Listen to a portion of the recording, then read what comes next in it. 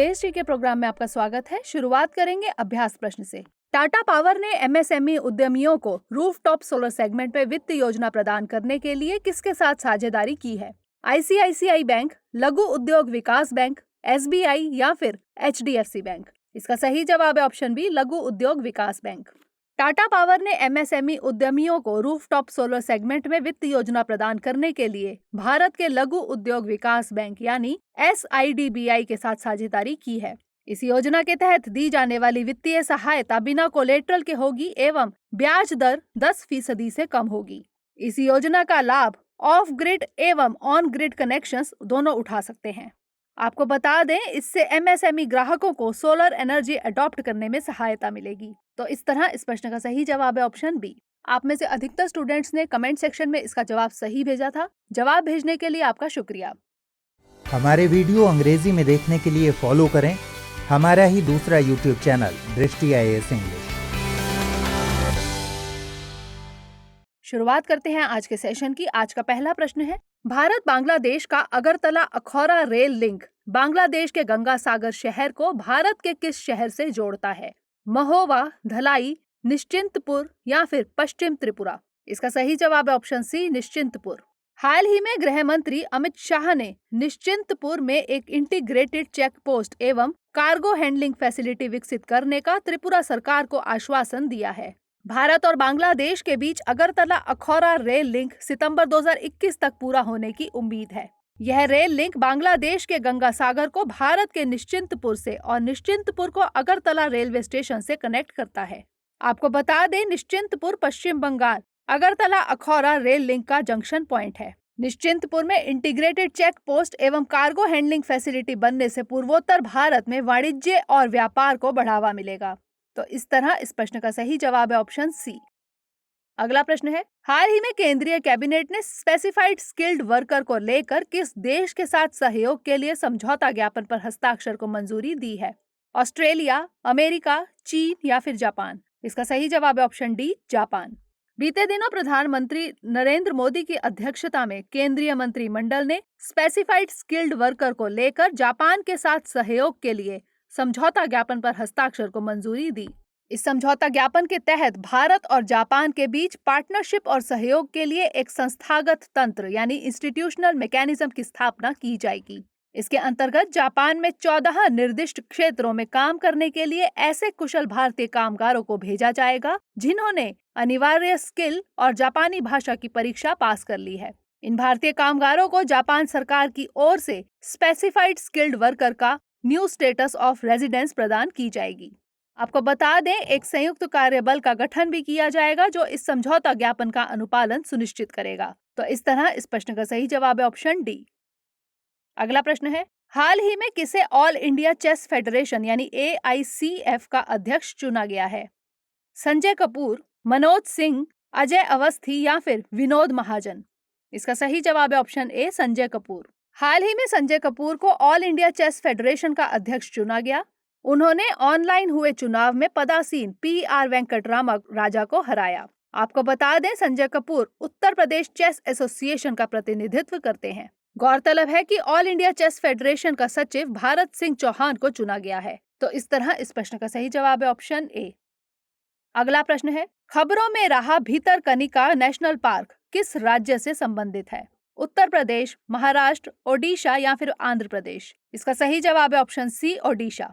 15 जनवरी से 23 जनवरी तक Bhitarkanika national park बंद करने का निर्णय लिया गया है।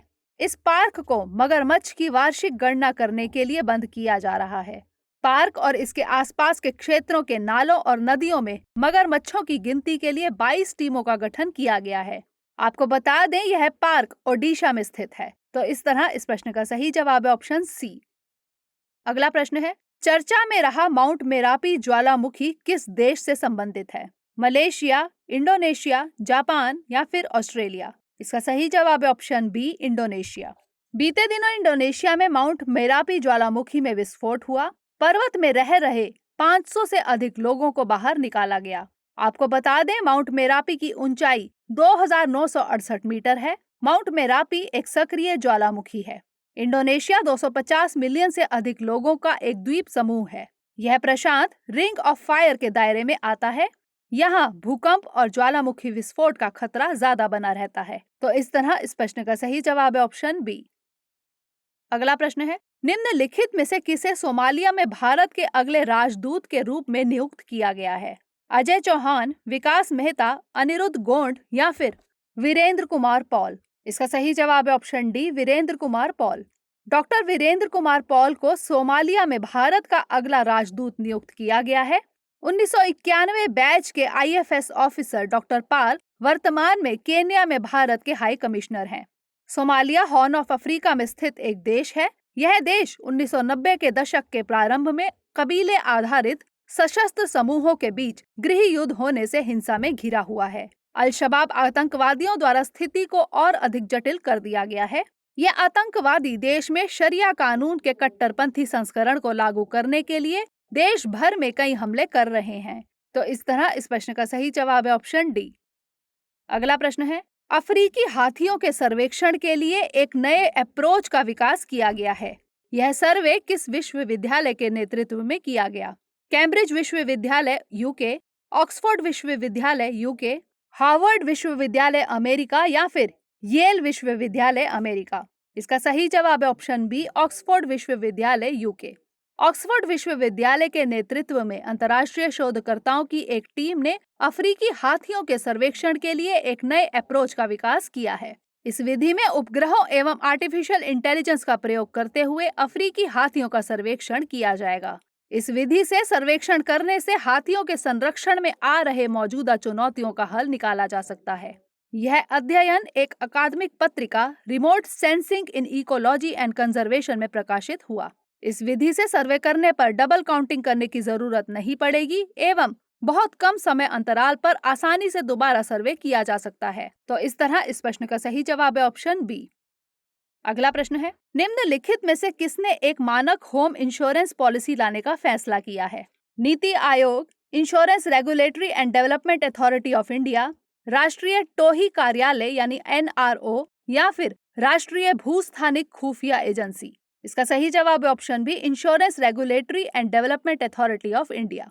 बीते दिनों IRDAI यानी insurance regulatory and development authority of India ने एक मानक होम इंश्योरेंस पॉलिसी भारत गृह रक्षा लाने का फैसला किया। यह policy standard fire and special perils यानी SFSP पॉलिसी का स्थान लेगी।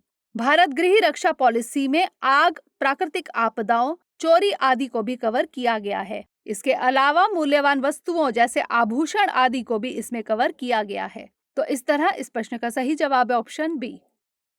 अगला प्रश्न है, केंद्रीय गृह मंत्रालय ने किस केंद्र शासित प्रदेश के लिए संस्कृति, भाषा, भूमि की सुरक्षा के लिए एक समिति का गठन किया है? लक्षद्वीप, पुडुचेरी, लद्दाख या फिर दमन एवं दीव? इसका सही जवाब है ऑप्शन सी, लद्दाख। हाल ही में केंद्रीय गृह मंत्रालय ने लद्दाख की संस्कृति, भाषा, भूमि की सुरक्षा से संबंधित मुद्दों को हल करने के लिए एक समिति का गठन किया है। इस समिति के अध्यक्ष जी किशन रेड्डी होंगे। दरअसल 10 सदस्यीय प्रतिनिधि मंडल में गृह मंत्री अमित शाह से मुलाकात करके लद्दाख की अनोखी संस्कृति, भाषा एवं भूमि की सुरक्षा को लेकर अपनी चिंताएं जाहिर की। आपको बता दें, लद्दाख का स्टेटस बदलने की वजह से यहाँ के लोगों में भूमि अधिकार को लेकर डर बना हुआ है। गौरतलब है कि लद्दाख को संविधान की 6वीं अनुसूची में शामिल करने के लिए वहाँ एक आंदोलन भी चल रहा है। संविधान की 6वीं अनुसूची में असम, मेघालय, त्रिपुरा एवं मिजोरम में जनजातीय क्षेत्रों के प्रशासन से संबंधित प्रावधान है। सितंबर 2019 में national commission for scheduled tribes ने भी लद्दाख को 6वीं अनुसूची में शामिल करने की सिफारिश की थी। तो इस तरह इस प्रश्न का सही जवाब है ऑप्शन सी।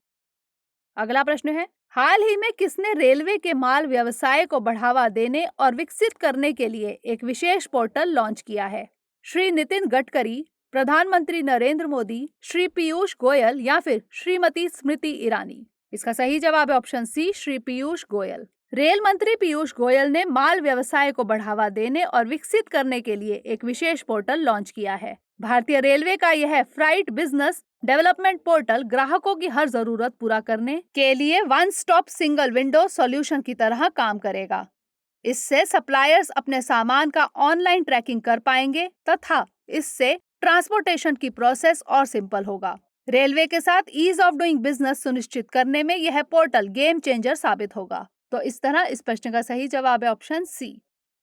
अब बारी है आज के अभ्यास प्रश्न की। हाल ही में किस राज्य या केंद्र शासित प्रदेश ने स्कूलों को नई स्कूल बैग नीति को लागू करने का निर्देश दिया है? केरल, नई दिल्ली, असम या फिर लद्दाख? इसका उत्तर हमें कमेंट सेक्शन में जरूर भेजिएगा। अगले सेशन में नए प्रश्नों के साथ मिलेंगे, तब तक के लिए धन्यवाद।